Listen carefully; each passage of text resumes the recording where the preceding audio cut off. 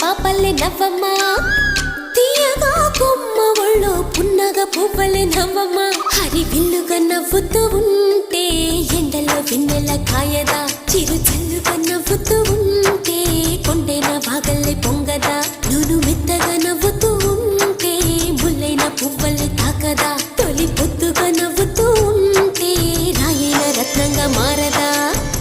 హాయిగా అమ్మ ఒళ్ళో చిన్నారి పాపల్లే నవ్వమ్మా తీయగా కొమ్మ ఒళ్ళో పున్నగ పువ్వలే నవ్వమ్మా